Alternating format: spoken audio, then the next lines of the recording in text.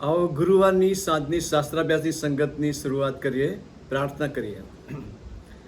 જીવનના સ્વામી ને અમારા પ્રભુ, તમારા નામને ધન્યવાદ આપતા, તમારી સ્તુતિ કરતા અમે તમારા ચરણોમાં આવ્યા છીએ. આભાર માનીએ છીએ પ્રભુ, તમારી ધન્ય કૃપામાં તમે એમને જીવતાના ભાગમાં ગણ્યા છે. ભલા પ્રભુ, તમે સતત અમારી સહાય અને સંભાળ લીધી છે. ને ભલા પ્રભુ, તમે તમારી કૃપા હેઠળ અમને દોર્યા છે માટે આભાર માનીએ છીએ. આજે સાંજે પ્રભુ તમારા વચનની આસપાસ બેસવાને માટે તમે આ તક અમને આપી છે, અને માટે અમે તમારી સ્તુતિ કરીએ છીએ. તમારા નામને ધન્યવાદ આપીએ છીએ.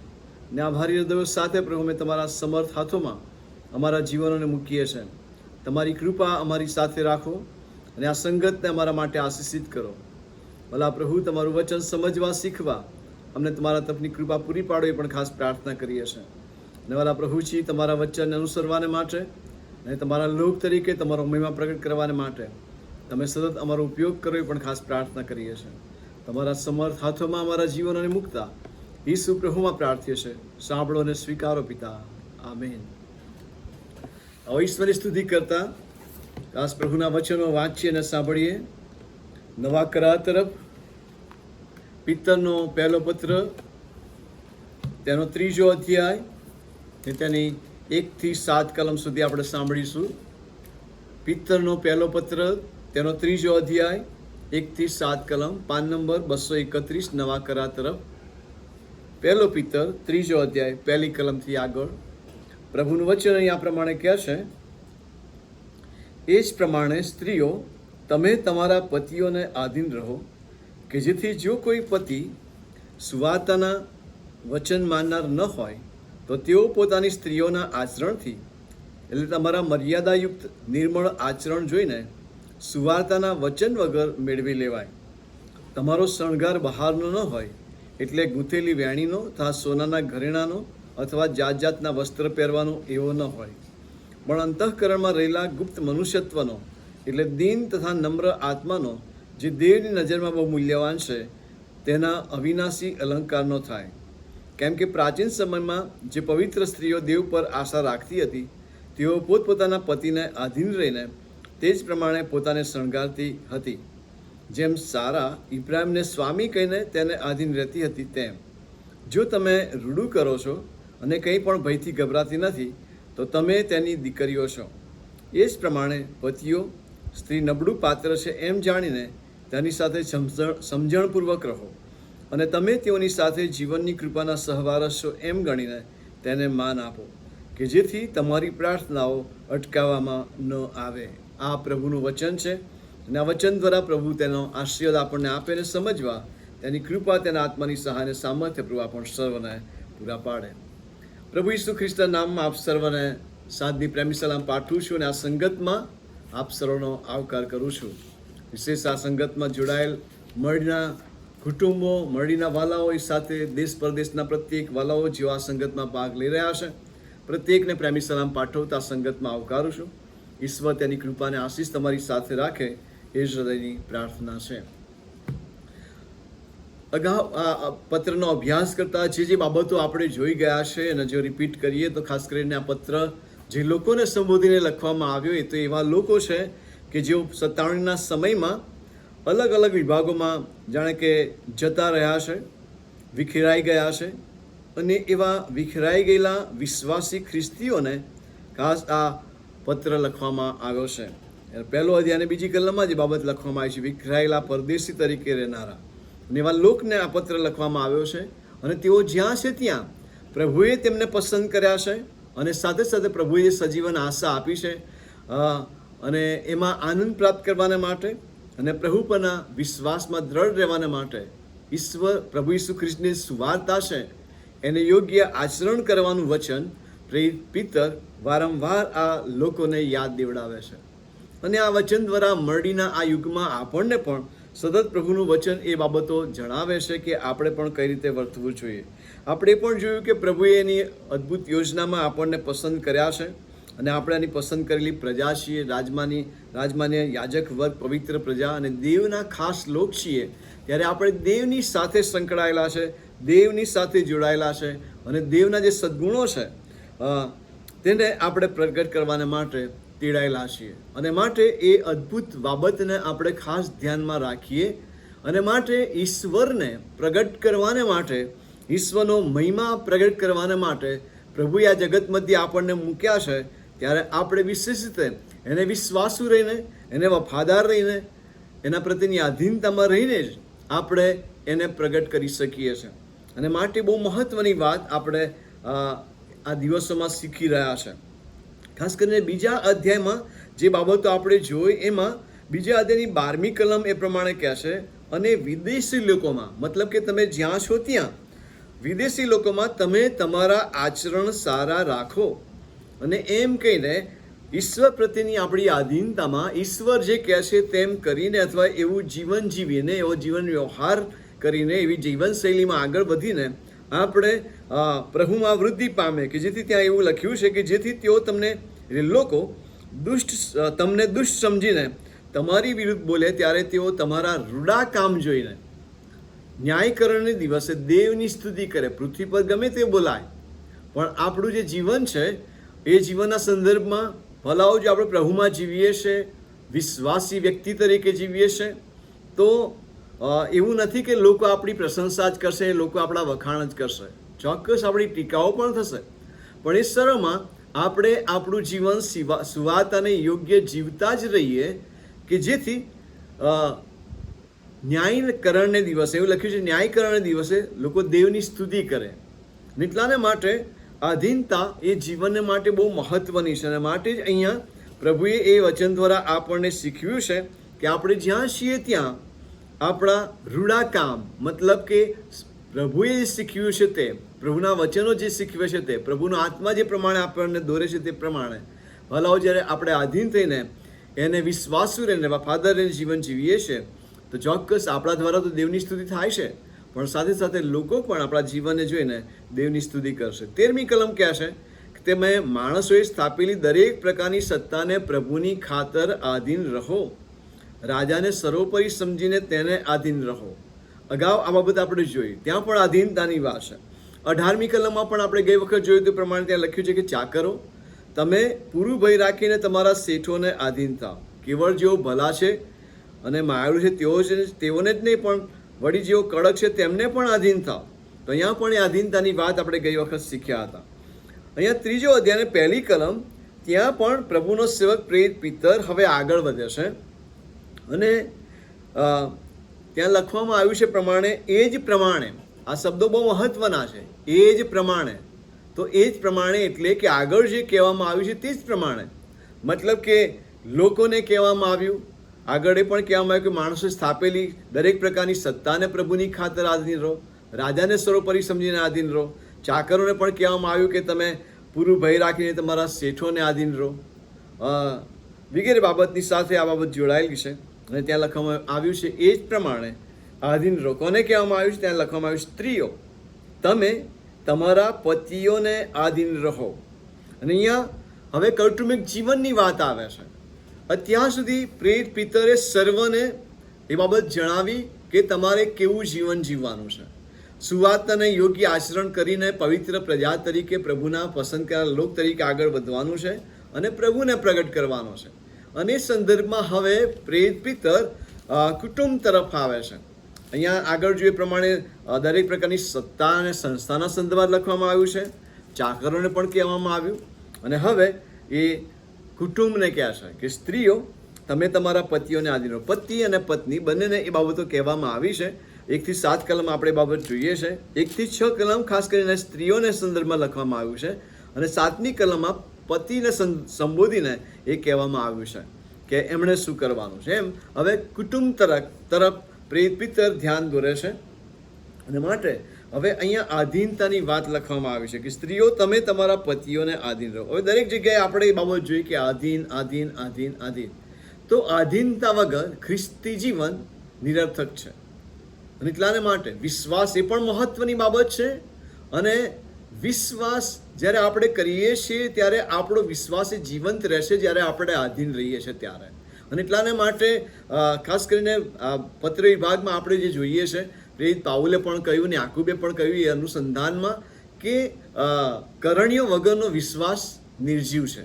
એટલે કરણીઓ એટલે કર્મની વાત નથી, સારા પુણ્ય કર્મોની વાત નથી, પણ કરણીઓ એટલે જે ઈશ્વરે આપણને પસંદ કર્યા છે એ ઈશ્વર પ્રત્યે આપણે આધીન રહીને આપણું જીવન જીવતા જઈએ, એ આપણું કામ છે. અને જ્યારે આપણે એને આધીન થઈએ છીએ ત્યારે આપણી જીવનશૈલી સર્વ પ્રકારે પ્રભુને મહિમા આપવાને માટે જ જીવાતી હોય, અથવા આપણો જીવન વ્યવહાર પણ એવો જ હોય એ જરૂરનું છે. અને પ્રેરિત પિત્તર અહીંયા એ જ કહેવા માંગે છે આધીનતાના સંદર્ભમાં. અને એટલાને માટે પહેલી બાબત તો આપણે આપણી જાતને પ્રશ્ન કરવાની જરૂર છે. આપણે જ્યાં છીએ ત્યાં, પતિ હોઈએ કે પત્ની હોઈએ કે બાળકો હોઈએ, કુટુંબ તરીકે આપણે જ્યાં છીએ ત્યાં આપણે જાણીએ છીએ કે મરડીનું એકમ કુટુંબ છે. અને માટે મરડીના યુગમાં કુટુંબ તરીકે આપણે જીવન જીવી રહ્યા છીએ ત્યારે વાલાઓ, આપણા જીવનમાં શું આપણે આધીનતા ભર્યું જીવન જીવી રહ્યા છીએ? અને જો આપણે આધીનતા ભર્યું જીવન જીવી રહ્યા છે અથવા તો આપણે આધીનતામાં છીએ, તો આપણે કેવી રીતે એ લોકોને જણાવવા દઈએ છીએ? શું આપણું જીવન બોલે છે કે આપણે ઈશ્વરને આધીન એવું જીવન જીવી રહ્યા છે? શું આપણા જીવન દ્વારા ઈશ્વરનો એ પ્રેમ પ્રગટ થાય છે? ઈશ્વર પરનો આપણો ભરોસો, આપણો વિશ્વાસ પ્રગટ થાય છે? આપણે જે દેવને આધીન છીએ, આપણે જે ઈશ્વરને આધીન છીએ, ભલાઓ એ ઈશ્વરના વચનો પ્રમાણે શું આપણે જીવી રહ્યા છીએ? એ આપણી આધીનતા દર્શાવે છે. અને માટે ભલાઓ બાઇબલ પ્રમાણેની આધીનતાના અનુસંધાનમાં જ્યારે આપણે વિચારીએ છીએ ત્યારે ઈશ્વર જે કહે છે તે સ્વીકારીને, પ્રભુનો આત્મા મતલબ કે પવિત્ર આત્મા જે દોરવણી આપે છે એ દોરવણીને સ્વીકારીને ભલાઓ આપણે જીવનમાં આગળ વધીએ, એ આપણી ઈશ્વર પ્રત્યેની આધીનતા છે. અને સાથે સાથે પ્રભુનું વચન જે બાબતો આપણને જણાવે છે કે આપણે શું કરવું અને શું ન કરવું, એ સંદર્ભમાં આપણે એને આધીન થઈને વચન પ્રત્યેની આધીનતામાં જ્યારે આપણે આગળ વધીએ છીએ ત્યારે ભલાઓ આપણું જીવન એ બોલે છે આપણે ખ્રિસ્તને આધીન છીએ કે કેમ. અને એટલાને માટે આપણે આ બાબતોને ખાસ રીતે યાદ રાખીએ. બીજી બાબત કે શું આપણે આધીન રહેવાનો બોજ ધરાવીએ છીએ? એ પણ એટલી જ મહત્વની બાબત છે. આપણને આપણા જીવનના સંદર્ભમાં એ બોજ હોવો જોઈએ. ભલાઓ જ્યારે કુટુંબ તરીકે આપણે જગત મધ્યે છીએ ત્યારે માતા પિતા પ્રત્યેની આધીનતામાં બાળકો તરીકે આપણે જીવવાનું છે. એટલું જ નહીં પણ પતિ પત્નીએ પણ એકબીજા પ્રત્યેની આધીનતામાં જીવવાનું છે. અને સાથે સાથે કુટુંબ તરીકે, બાળકો તરીકે, ભલાઓ ઈશ્વરના બાળકો તરીકે આપણે ઈશ્વર પ્રત્યેની આધીનતામાં પણ જીવવાનું છે. અને એટલાને માટે વાલાઓ એ આપણા જીવનનો જો બોજ નહીં હોય ને તો આપણે એવી આધીનતામાં જીવી નહીં શકીએ. અને એટલાને માટે ખ્રિસ્તી વિશ્વાસમાં ખ્રિસ્તી જીવન જીવવાનો બોજ એ આપણા માટે બહુ જ મહત્વનું છે. અને એટલા માટે કે વાલાઓ આપણે ઈશ્વરને અને એના જીવંત વચનને આધીન રહીને આગળ વધી શકીએ. અને માટે વાલાઓ આપણે આપણા જીવનના સંદર્ભમાં એ યાદ રાખીએ, શું આપણે ઈશ્વરને આધીન છીએ? અને જો આપણે કહીએ છીએ કે આપણે આધીનતા સભર જીવન જીવી રહ્યા છીએ, તો આપણે આપણી જાતને પ્રશ્ન કરીએ કે જે ઈશ્વરને હું આધીન છું એવું જ્યારે હું મારી જાતને ઓળખાવું છું ત્યારે શું હું મારા સમયના સંદર્ભમાં શું એ ઈશ્વરને એટલો આધીન છું કે જ્યાં મારા સમય દ્વારા હું એના પ્રત્યે આધીન રહીને એની સેવા કરી રહ્યો છું અથવા તો એને મહિમા આપી રહ્યો છું, એના માટે હું સમય સ્પેન્ડ કરી રહ્યો છું. સાથે સાથે આપણા જીવનની દરેક બાબતના અનુસંધાનમાં ખાસ કરીને આજના સમયમાં માણસે પૈસાની પાછળ ગાંડો છે અને પૈસો મેળવવાને માટે ગમે તે કરે છે. કદાચ ઈશ્વરે ઘણા બધા આશીર્વાદો આપણને આપ્યા છે, કારણ કે બાઇબલમાં એવા ઘણા બધા શ્રીમંતોને મૂકવામાં આવ્યા છે કે જેઓ પ્રભુથી આશીર્વાદિત હતા. અને એટલાને માટે જો આપણે એવા આશીર્વાદો પામ્યા છીએ તો આપણે એ આશીર્વાદોના સંદર્ભમાં ઈશ્વરને આધીન જીવી રહ્યા છીએ. ભલાઓ આપણી પાસે જે કંઈ છે એ ઈશ્વર અને આપણી સાથેનો જે સંબંધ છે એમાં અડચણરૂપ થવું ના જોઈએ. અને એટલાને માટે ભલાઓ આપણો સમય, આપણા નાણાં ઈશ્વરના મહિમાને અર્થે આપણે ખર્ચતા રહીએ અને પ્રભુના મહિમા પ્રયોગ કરવાને માટે આપણે એના પ્રત્યેની આધીનતામાં જીવીએ. અને માટે ઈશ્વરનો આત્મા ઘણી બધી રીતે આપણને દોરે છે. ભલાઓ જીવનની આ શિસ્તમાં પ્રભુના વચન દ્વારા પ્રભુ ઘણી બધી ડિસિપ્લિન આપણને શીખવે છે. અને માટે આપણે આપણા જીવનને એ ઈશ્વરના વચન પ્રત્યેની આધીનતામાં મૂકીએ એ આપણા માટે બહુ જ મહત્વનું છે. કૌટુંબિક જીવનની જ્યારે વાત આવે છે ત્યારે એની સાથે વણાયેલી દરેક બાબતો એની સાથે આવી જાય છે.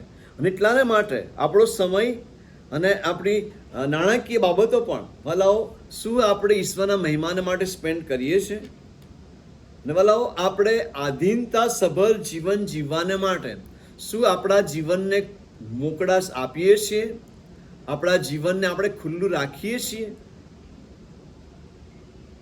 અને એટલાને માટે ભલાઓ આધીનતાના સંદર્ભમાં આ પ્રશ્નના પ્રત્યુત્તર આપણા જીવનમાં કેવા છે એ વિશે આપણે વિચારીએ. હવે આગળ વધીએ. ખાસ કરીને અહીંયા કૌટુંબિક જીવનના સંદર્ભમાં અને ખાસ રીતે સ્ત્રી અને પતિ અને પત્નીના સંદર્ભમાં કહેવામાં આવેલી આ વાતો છે, ત્યારે એમાં આપણે આગળ વધીએ. અહીં લખવામાં આવ્યું છે કે સ્ત્રીઓ, તમે તમારા પતિઓને આધીન રહો, કે જેથી જો કોઈ પતિ સુવાર્તાના વચન માનનાર ન હોય તો તેઓ પોતાની સ્ત્રીઓના આચરણથી એટલે તમારા મર્યાદાયુક્ત નિર્મળ આચરણ જોઈને સુવાર્તાના વચન વગર મેળવી લેવાય. બહુ મોટી જવાબદારી પ્રભુનું વચન દરેક બહેનોને આપે છે.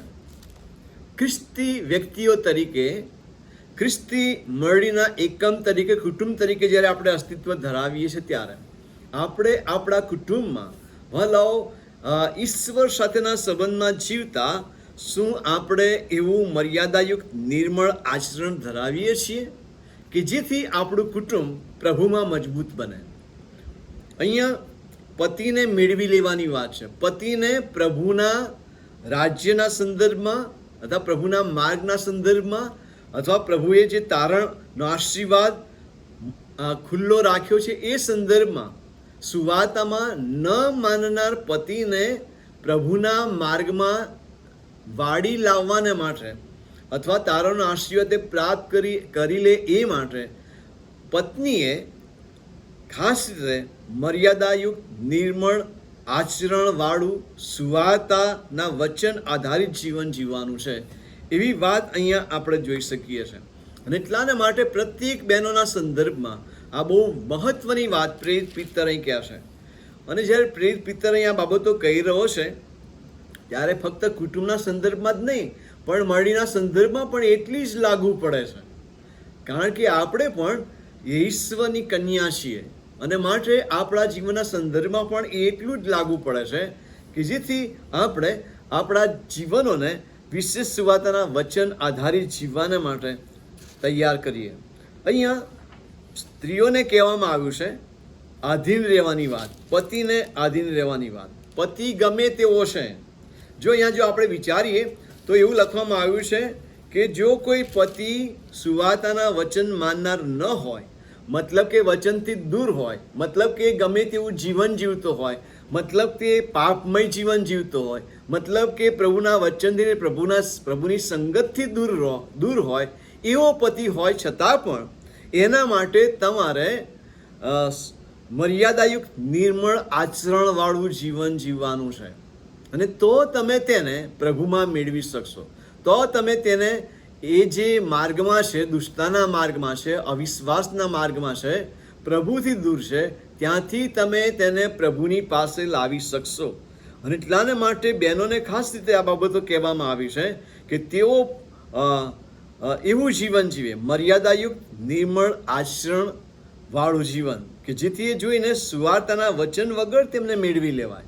સુવાર્તા આપવાની જરૂર રહેતી નથી, પણ સુવાર્તાને યોગ્ય તમારું જીવાતું જીવન એ તમારા પતિને પ્રભુના માર્ગમાં ને પ્રભુના વચનમાં લાવી શકે છે. અને એટલાને માટે ભલાઓ આપણે જીવન જીવતા આ જગત મધ્યે કુટુંબ તરીકે અસ્તિત્વ ધરાવીએ છીએ ત્યારે આપણે જાણીએ છીએ કે પતિ અને પત્ની બંને અલગ અલગ સ્વભાવના હોય છે, અલગ અલગ વિચારના હોય છે. અને એને લઈને ઘણી બધી તકલીફો, ઘણા બધા પ્રશ્નો, ઘણી બધી મુશ્કેલીઓ કૌટુંબિક જીવનમાં આવતી રહેશે, આપણે જાણીએ છીએ. અને દરેક કુટુંબમાં કંઈક ને કંઈક બાબતે પ્રશ્ન ઊભા થાય છે, એ વાસ્તવિકતા છે. છતાં પણ આ વાત જ્યારે બહેનોને કહેવામાં આવી છે ત્યારે બહુ જ મહત્વની છે કે ત્યાં ઈશ્વર પ્રત્યેની આધીનતામાં પોતાના જીવનને રાખવું અને પોતાના જીવનનું આચરણ એવી રીતે જીવવું કે પ્રભુનો મહિમા એમના જીવન દ્વારા પ્રગટ થાય. અને માટે વાલાઓ એ બાબત બહુ મહત્વની છે. અને તમારું આચરણ એ વિશેષ રીતે ખાસ રીતે પ્રભુના મહિમાને અર્થે પતિને પાછો મેળવી લેવાને માટે ઘણું અસરકારક બની રહ્યા છે. એક ઉદાહરણ મને યાદ આવે છે કે એક સ્ત્રીનો પતિ એ દારૂબાજ હતો અને રોજ દારૂ પીવાની લત એને હતી. અને એટલાને માટે ઘરની બહાર જાય સાંજના સમયે અને દારૂ પુષ્કળ પીવે. અને એટલાને માટે આ સ્ત્રી બહુ મૂંઝવણમાં હતી કે શું કરવું. પણ એક દિવસ એને વિચાર આવ્યો કે એનો પતિ બહાર ગયો, દારૂ પીને લથડિયા ખાતો એક ગરનાળા આગળ નર્યા ગંદા પાણીમાં એ પડ્યો હતો. અને આ સ્ત્રીએ એનો ફોટો લઈ લીધો, એને કેમેરામાં કેદ કરી લીધો, એનો ફોટો લઈ લીધો અને પછી એની કોપી કઢાવીને એના ઘરમાં એ રાખ્યો. અને એણે 2 ફોટા એના ઘરના ટેબલ પર મૂક્યા. એક ફોટો એ આ પતિની અત્યારની જે હાલત છે તે ફોટો, અને બીજો ફોટો ટાઈ સૂટમાં સજ્જ થઈને લગ્ન કરવાને માટે વરરાજા તરીકે ગયેલો એવો પતિ. અને એ 2 ફોટા એણે ત્યાં મૂક્યા એ ટેબલ પર. સવારે જ્યારે પતિ ભાનમાં આવ્યો ત્યારે એણે જોયું અને એ ફોટા તરફ એની દ્રષ્ટિ ગઈ. અને જ્યારે એની એ ફોટા તરફ દ્રષ્ટિ ગઈ ત્યારે આ સ્ત્રીએ કંઈ જ કહેવું ન પડ્યું. પણ આ પતિ એ બંને ફોટા જોઈને એને બહુ જ શરમ આવી કે આ પણ હું છું અને આ પણ હું છું. અને અત્યારે મારા જીવનની જે સ્થિતિ છે એ આ દર્શાવે છે કે હું ગટરમાં પડ્યો છું. મારા જીવનની સ્થિતિ એવી હતી કે હું આ સમયે બહુ જ જાણે કે સારું જીવન જીવતા લગ્ન મેં આ દિવસે કર્યું હતું. અને એટલાને માટે એ બંને ફોટા જોઈને એને ઘણી બધી શરમ પણ આવી. એટલું જ નહીં પણ સાથે સાથે એને પસ્તાવો પણ થયો. અને પછી એણે એની પત્નીની માફી માંગી અને હવે પછી હું દારૂ નહીં પીવું એવું એણે વચન લીધું. અને ત્યાર પછી એનું જીવન સુધરી ગયું. હવે અહીંયા જો આપણે જોઈએ છે તો કેવળ એક વિચાર હતો એ પત્નીનો. ત્યાં જીવનની પણ વાત નથી આવતી અને ત્યાં કશું કહેવાની પણ વાત નથી આવતી. પણ એક વિચાર એના મનમાં આવ્યો અને એ વિચાર એટલા માટે એના જીવનમાં આવ્યો કે એ એના પતિને કંઈક શિખામણ આપવા માંગતી હતી. જો એ બોલીને શિખામણ આપે તો સામે દારૂડિયો પતિ ચોક્કસ કંઈક જવાબ આપે. જો એ બોલીને એના પતિને કંઈક રોકવા માંગે તો ચોક્કસ ના થવાનું ઘરમાં થઈ બેસે, કજિયા કંકાસ વધે. પણ આપણે જોઈએ છીએ કે એ સ્ત્રીએ આ પ્રમાણે કર્યું. એ એના જીવનનો વિચાર હતો. બીજી તરફ જો આપણે દ્રષ્ટિ કરીએ તો જીવન જીવવાની વાત અહીં કહેવામાં આવી છે. સુવાર્તાને યોગ્ય આચરણ એવું આગળ આપણે વાંચીએ છીએ ને અહીંયા પણ એ લખવામાં આવ્યું છે કે પોતાની સ્ત્રીઓના આચરણથી એ સુવાર્તાના વચન વગર એને મેળવી લેવાય. મતલબ કે સુવાર્તા આપવાની જરૂર રહેતી નથી, પણ સુવાર્તાને યોગ્ય જીવન જીવવાની વાત, ત્યાં પ્રેમ આપવાની વાત છે, ત્યાં નમ્ર ભાવે એની બાબતો સ્વીકારવાની વાત છે, જ્યાં બહુ સ્પષ્ટપણે સગડું સહન કરીને પતિને પ્રભુની ગમ વાળવાને માટે નમ્રતાપૂર્વક અને આધીનતાપૂર્વક જીવન જીવીને એના પતિને મેળવી લેવાની વાત છે. અને એવા ઘણા બધા ઉદાહરણ કદાચ આપણે કહી શકીએ કે જો જે પત્નીઓએ પોતાના પતિને પ્રભુના માર્ગમાં લાવવાને માટે પ્રયત્ન કર્યા છે, એને માટે કંઈ પણ બોલ્યા વગર પણ શ્રેષ્ઠ સારું જીવન જીવીને પતિ પ્રત્યેની આધીનતામાં રહીને તેઓએ પોતાના પતિને પ્રભુમાં મેળવી લીધો છે. ઘણી બધી વખત એ અશક્ય પણ બને છે, છતાં પણ બહુ મહત્વની વાત પ્રભુનું વચન આપણને શીખવે છે. એ પ્રમાણે આપણે નિર્મળ આચરણ એ આપણા જીવન માટે બહુ જ મહત્વનું છે. અને અહીંયા પ્રેરિત પિત્તર જ્યારે પત્ર લખે છે ત્યારે એના પત્રમાં આચરણ શબ્દ બહુ વખત લખવામાં આવ્યો છે. અને એટલાને માટે અહીંયા પણ સ્ત્રીને એ કહેવામાં આવ્યું છે કે તમે મર્યાદાયુક્ત નિર્મળ આચરણ વાળું જીવન જીવો અને તમારા પતિને પ્રભુના માર્ગમાં મેળવી લો, પાછા મેળવી લેવાય. અને પછી આગળ લખવામાં આવ્યું છે. હવે અહીંયા જે આપણે આગળ વાંચીએ તો ત્યાં લખવામાં આવ્યું છે કે તમારો શણગાર બહારનો ન હોય. હવે સ્ત્રીઓને એ કહેવામાં આવ્યું છે. અને એટલાને માટે અંદરનો શણગાર મતલબ કે જીવનનો શણગાર એ બહુ મહત્વનો છે. શરીરની જે વાત છે વાલાઓ, બાહ્ય જે દેખાવ છે અથવા બાહ્ય જે શણગાર છે એના સંદર્ભમાં અહીં લખવામાં આવ્યું છે કે તમારો શણગાર બહારનો ન હોય, એટલે ગૂંથેલી વેણીનો અથવા સોનાના ઘરેણાનો અથવા જાત જાતના વસ્ત્ર પહેરવાનો એવો ન હોય. એ સમયમાં પણ આ બધી બાબતો હતી. અત્યારે પણ આપણે જોઈએ છીએ કે બ્યુટી પાર્લર વગર લોકોને ચાલતું નથી. બહેનોને ખાસ કરીને સારા દેખાવાને માટે ઘણા પ્રયત્નો કરવામાં આવે છે, કંઈ વાંધો નથી. અને આપણે જોઈએ છીએ કે એ સંદર્ભમાં ઘણા બધા લોકો ઘણો બધો ખર્ચ કરે છે, પણ એ સાથે આંતરિક મનુષ્યત્વ બહુ મહત્વનું બની રહે છે.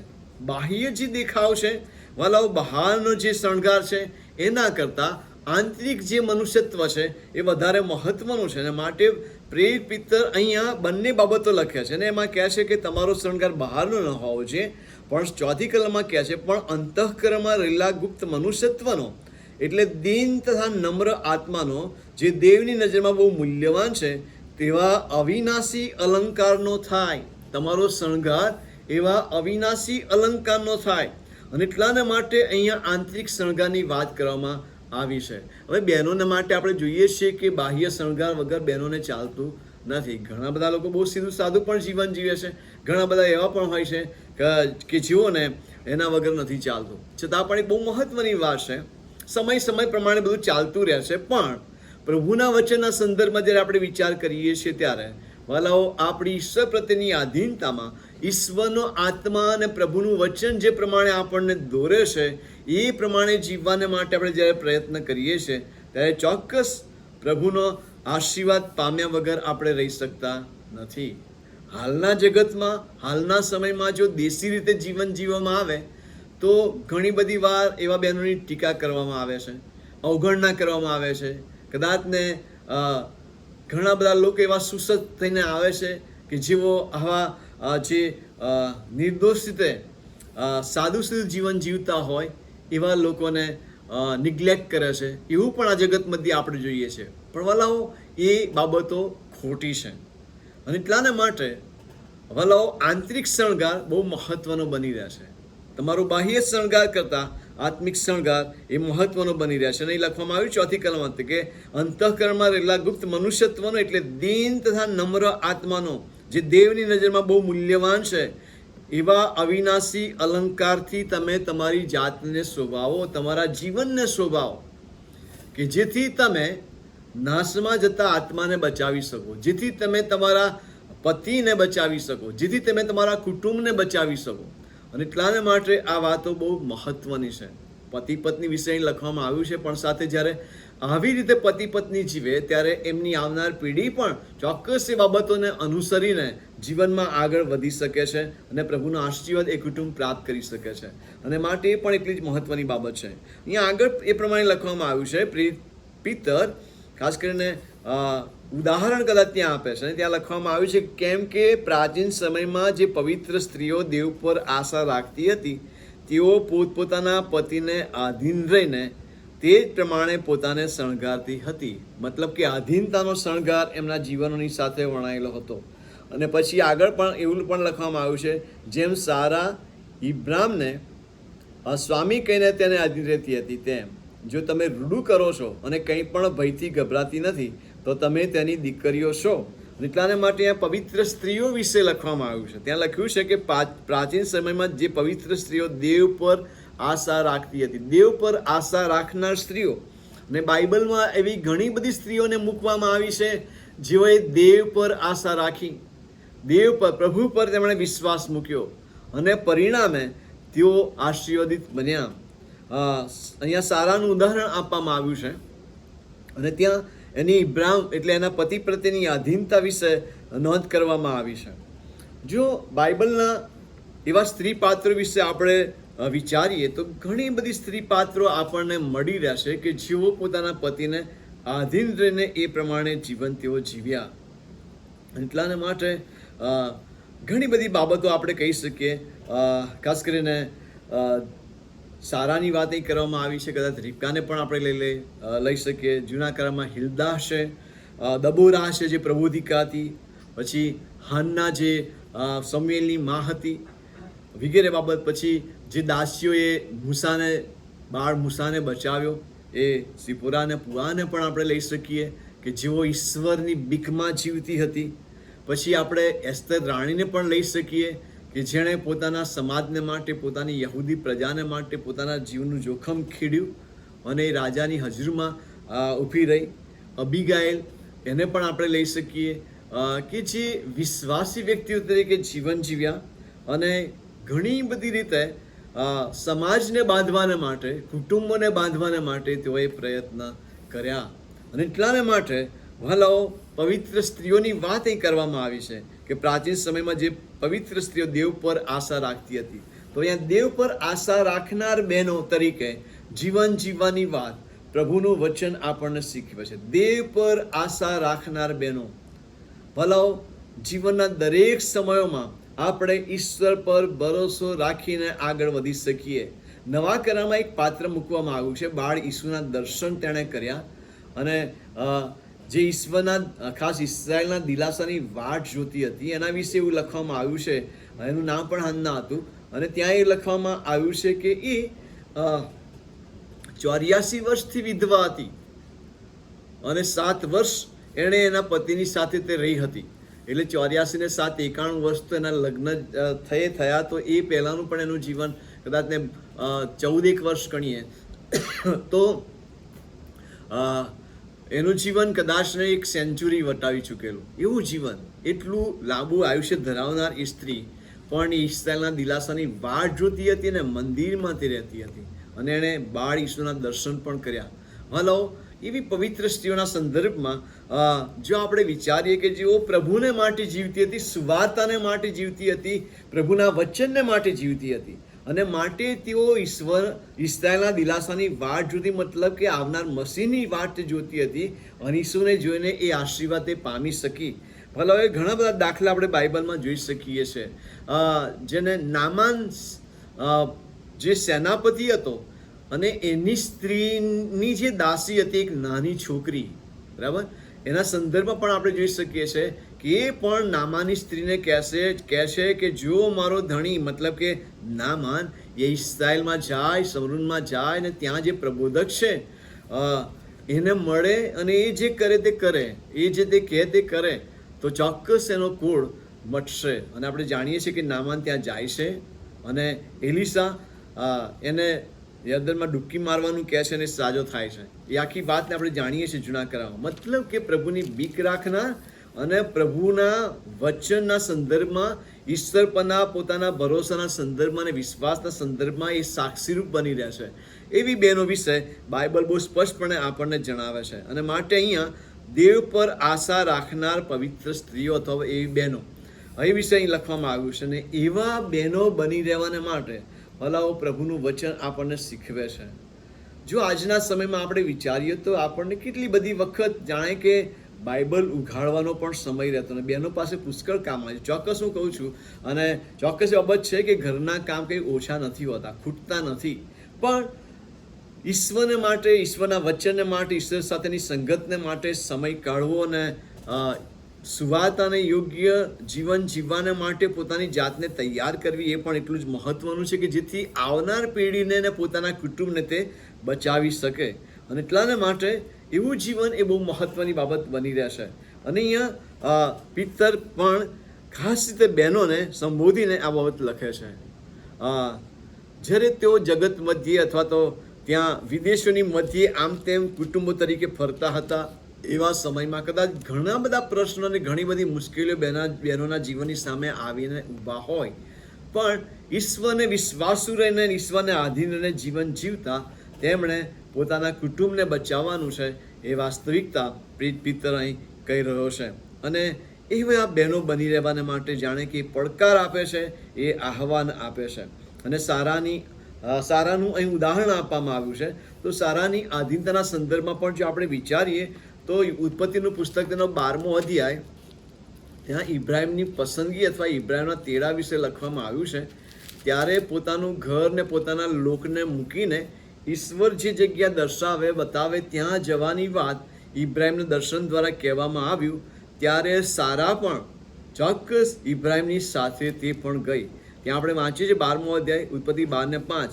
ત્યાં લખ્યું છે કે અને ઇબ્રાહિમે પોતાની સ્ત્રી સારાને તથા પોતાના ભત્રીજા લોતને તથા જે સર્વ સંપત્તિ તેઓ મેળવી હતી તથા જે માણસો તેમને હારામાં પ્રાપ્ત થયા હતા તેઓને સાથે લીધા અને તેઓ કનાન દેશમાં જવાને નીકળ્યા અને કનાન દેશમાં આવી પહોંચ્યા. મતલબ કે એ સ્ત્રી તરીકે પોતાના પતિને આધીન રહી. એણે એમ ના કહ્યું કે નથી જવું, પણ પોતાનો પતિ જ્યાં જાય છે ઈશ્વરના વચન આધારિત, ત્યાં એ પણ પોતાની જાતને એના પતિની સાથે રાખે છે. એ બાબત ત્યાં આપણે જોઈએ છે. એ જ 12મા અધ્યાયમાં જો આપણે આગળ વાંચીએ 10મી કલમથી આગળ ત્યાં પણ લખવામાં આવ્યું છે જ્યારે દુકાળ પડ્યો અને ઇબ્રાહિમ મિસરમાં રહેવા ગયો ત્યારે પણ એના પતિએ મતલબ કે ઇબ્રાહિમે જે કહ્યું તે પ્રમાણે એ આધીન રહી. 13મી કલમ ત્યાં જો આપણે જોઈએ તો 11મી કલમ એમાં લખવામાં આવ્યું છે કે ઇબ્રાહિમે એની સ્ત્રી સારાને કહ્યું, જો હું જાણું છું કે તું દેખાવમાં સુંદર સ્ત્રી છે અને તેથી એમ થશે કે મિસરીઓ તને જોઈને કહેશે કે આ તેની સ્ત્રી છે અને તેઓ મને મારી નાખશે પણ તને જીવતી રાખશે, તો હું તેની બહેન છું એમ તું કહેજે, એ માટે કે તારે લીધે મારું ભલું થાય ને તારાથી મારો જીવ બચે.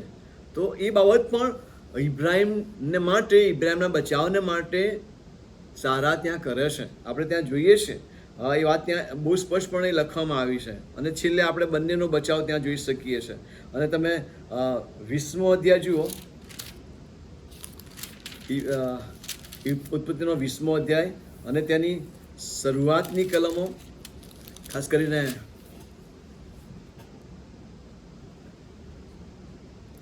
ત્યાં પણ એ બાબત લખવામાં આવી છે કે તે મારી બહેન છે એવું ત્યાં પણ કહેવામાં આવ્યું છે અને ત્યાં પણ એનો બચાવ થાય છે. અને એમાં 13મી કલમ એ બાબત લખવામાં આવી છે. અને એમ થયું 20મો અધ્યાય ઉત્પત્તિ 20:13, અને એમ થયું કે દેવે મને મારા બાપના ઘરમાંથી કાઢ્યો ત્યારે મેં તેને કહ્યું હતું કે જ્યાં જ્યાં આપણે જઈએ ત્યાં ત્યાં તું મારે વિશે કહેજે કે તે મારો ભાઈ છે, એવી કૃપા તું મારા પર કરજે. બરાબર.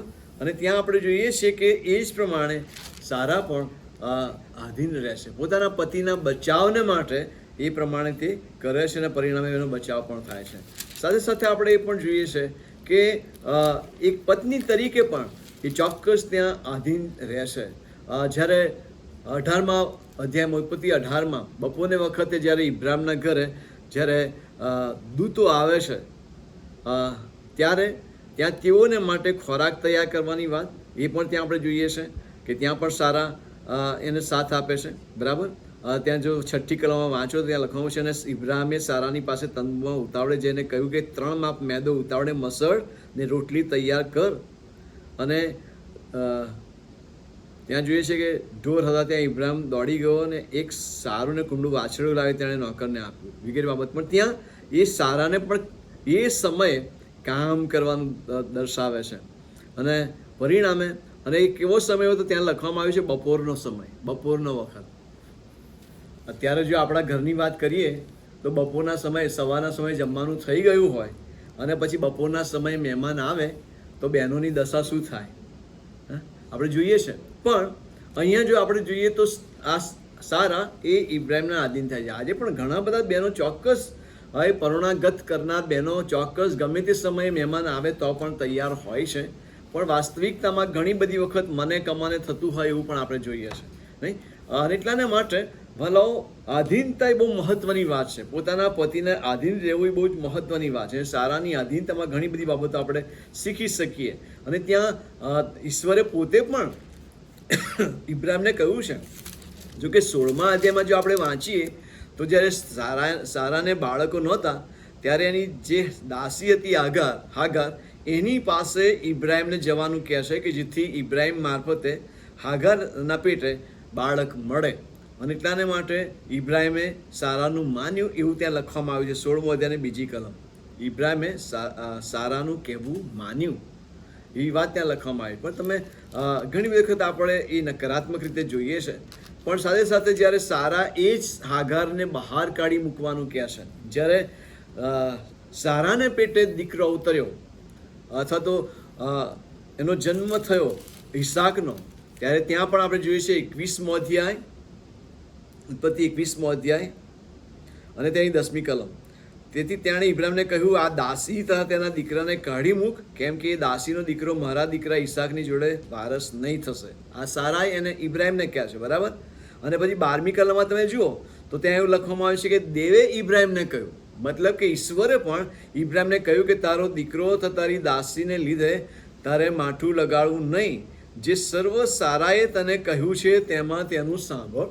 જે સર્વ સારાએ કહ્યું છે તેમાં તેનું સાંભળ, મતલબ કે સારાનું કહેવું તું માન. તો સારા જે કહે છે એ માનવાની વાતને ઈશ્વર પણ મોહર મારે છે. ઈશ્વર પણ ઇબ્રાહિમને જણાવે છે. અને પછી હાગારને ત્યાંથી કાઢી મૂકવામાં આવે છે, એ બાબત પણ આવે છે. ચોક્કસ ઈશ્વર એનો માર્ગ કરે છે, પણ સાથે સાથે આ બાબત આપણે ત્યાં જોઈ શકીએ છીએ કે જ્યાં પ્રભુ એના વચન આધારિત એના લોકને દોરવણી આપે છે. પણ સારાની આધીનતા એ બહુ મહત્વની છે. એ અહીંયા પિત્તર પણ નોંધે છે અને ઉત્પત્તિના પુસ્તકમાં પણ આપણે જોઈ શકીએ છીએ. હવે જો આપણે આગળ વધીએ તો ત્યાં એવું લખવામાં આવ્યું છે,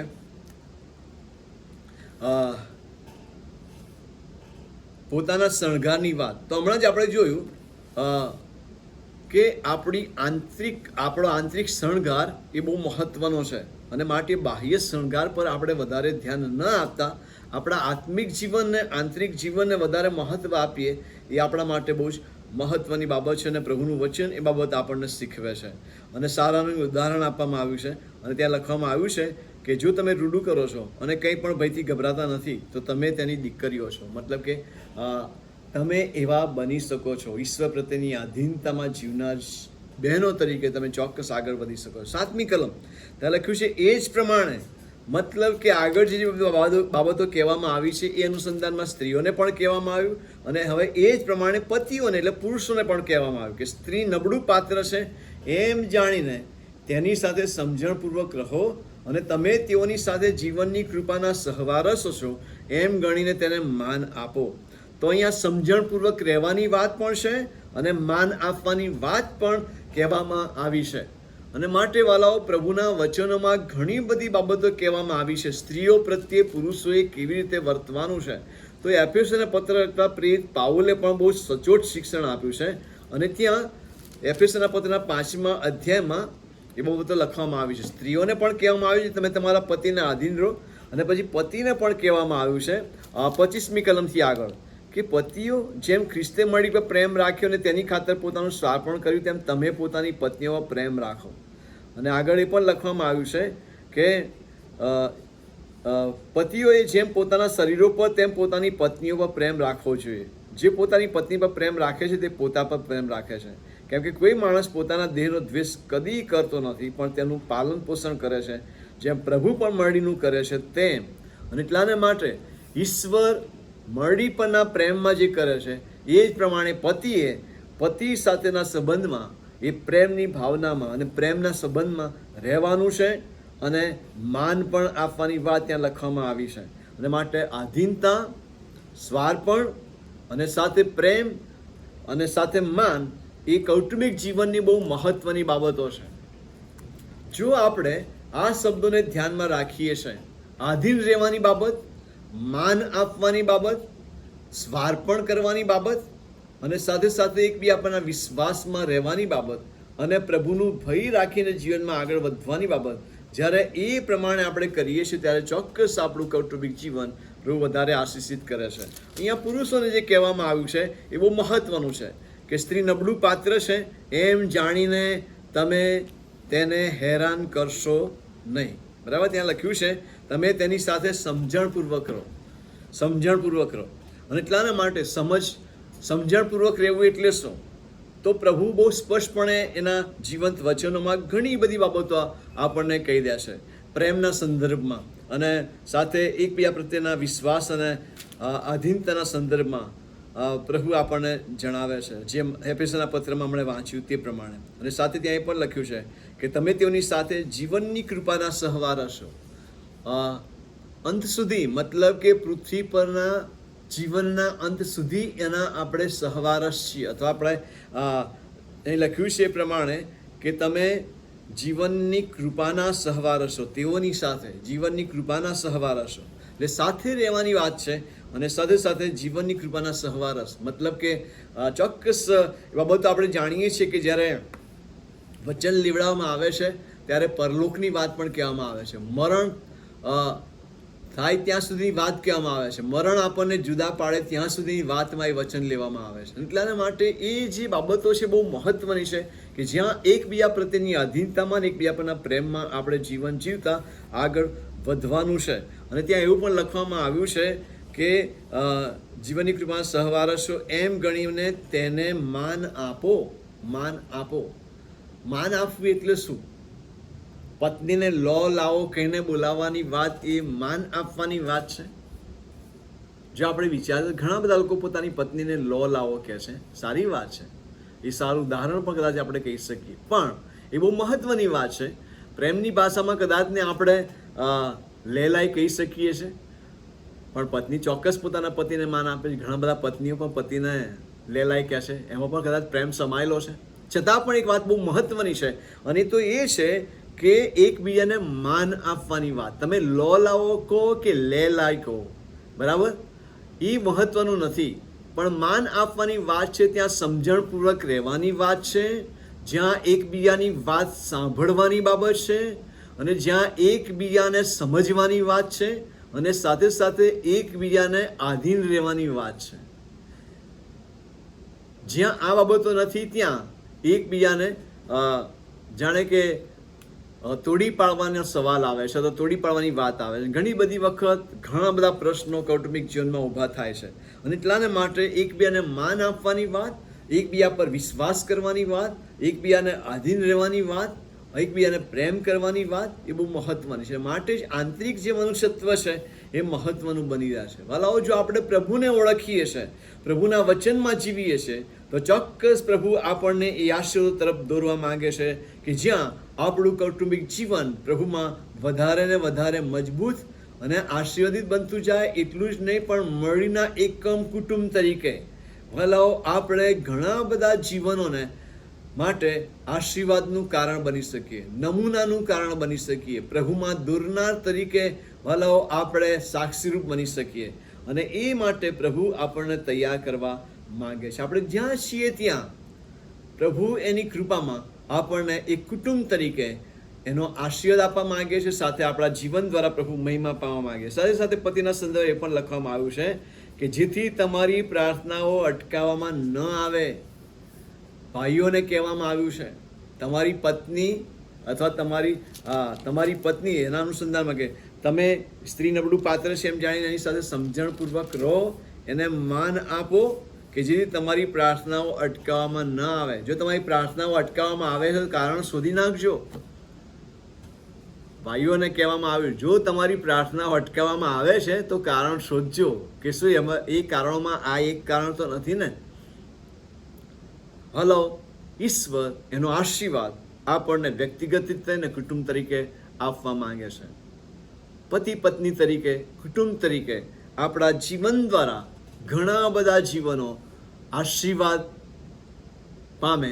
એ માટે આપણે એવી રીતે જીવીએ, પ્રભુનું ભય રાખીને, પ્રભુની આધીનતામાં અને એકબીજાની આધીનતામાં, ભલાઓ પ્રેમથી, નમ્રતાથી, સહનશીલતાને પોતાના જીવનમાં સ્થાન આપીને આપણે આગળ વધીએ કે જેથી આપણા જીવનોમાં પ્રભુનો આશીર્વાદ આપણે પામીએ અને ઘણા બધા કુટુંબો પણ એ આશીર્વાદ પામી શકે. અને માટે આપણે આપણા જીવનોને એ માટે તૈયાર કરીએ. આપણું આંતરિક મનુષ્યત્વ, આંતરિક શણગાર, આત્મિક શણગાર એ આપણા માટે બહુ જ મહત્વનો બની રહ્યા છે. દરેક વખતે પ્રભુના વચનમાં પિતર આ જ કહે છે કે તમે આધીન રહો, પ્રભુની ખાતર તમે આધીન રહો.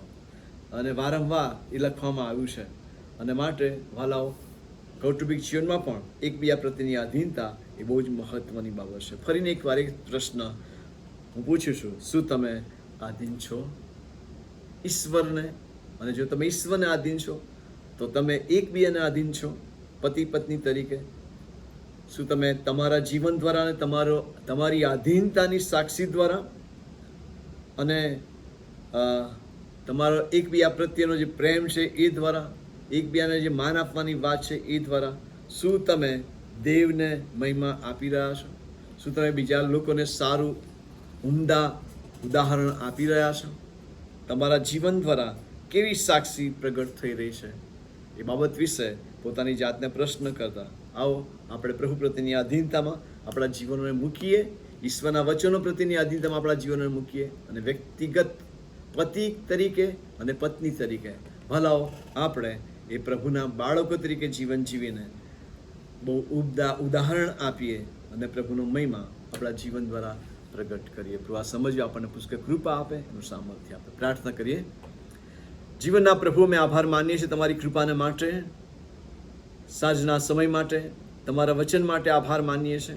ભલા પ્રભુ, કુટુંબ એ મળીનું એકમ છે અને ભલા પ્રભુ, જ્યારે કુટુંબ તરીકે તમે એમને સ્થાપિત કર્યા છે ત્યારે ભલા પ્રભુ તમારા વચનો દ્વારા ઘણું બધું શિક્ષણ તમે એમને આપ્યું છે. આજના વચન માટે આભાર માનીએ છીએ પ્રભુ. પ્રાર્થના કરીએ છીએ તમારી કૃપા મારી સાથે રાખો, બહેનો તરીકે, ભાઈઓ તરીકે, પતિ અથવા પત્ની તરીકે. ભલા પ્રભુ, તમે તમારી કૃપા હેઠળ અમને રાખો પ્રભુ. અને અમે ખાસ કૌટુંબિક જીવનમાં પ્રભુ તમારા વચન આધારિત, તમારા પરના વિશ્વાસમાં, એકબીજા પરના વિશ્વાસમાં, તમારા વચન પ્રત્યેની આધીનતામાં અને એકબીજા પ્રત્યેની આધીનતામાં જીવીએ અને મારા જીવન દ્વારા તમારો મહિમા પ્રગટ કરીએ. માટે તમારી કૃપા તમે અમારી સાથે રાખો, અમને સહાય કરો પ્રભુ, એકબીજાના સંદર્ભમાં એકબીજાને માન આપવાને માટે અને ભલા પ્રભુજી એકબીજાને સ્વીકારવાને માટે, સમજવાને માટે અને સાચા અર્થમાં પ્રભુ તમારા બાળકો તરીકે જીવવાને માટે અમને તમારામાં તૈયાર કરો. તમારી કૃપા મારી સાથે રાખો અને મારા જીવન દ્વારા પ્રભુ તમે એકલા જ માન, મહિમાને ગૌરવ પામો, એ પણ અમે ખાસ પ્રાર્થના કરીએ છીએ. તમારા સામર્થ્યવાન ભુજોમાં અમે મારી જાતને મૂકીએ છીએ પ્રભુ. ખાસ કરીને આ સમયમાં પ્રભુ, કોરોનાની મહામારીના સમયમાં ચારે તરફ ભયંકર વાતાવરણ છે પ્રભુ, અને ઘણા બધા લોકો સંક્રમિત થયેલા છે, ઘણા બધા લોકો મોતને ભેટી રહ્યા છે. એવા સમયમાં અમે ખાસ પ્રાર્થના કરીએ છીએ પ્રભુ, તમારી વધતી કૃપા તમે સહજ જારી રાખો, સહાય કરો પ્રભુ, તમારું સામર્થ્ય આપો. મારી મંડળીમાં જેઓ સંક્રમિત થયેલા છે પ્રભુ, હોસ્પિટલાઇઝ છે, હોમ ક્વોરન્ટાઇન છે પ્રભુ, પ્રત્યેકને તમારી પાસે લાવો, તમારી કૃપા માંગીએ છીએ. તમારો સ્પર્શ તેઓને આપો, તમારી કૃપા વહેતી રાખો અને વાલા પ્રભુ સાથે આપણો આશીર્વાદ તમે તેમને આપો, એ ખાસ પ્રાર્થના કરીએ છીએ.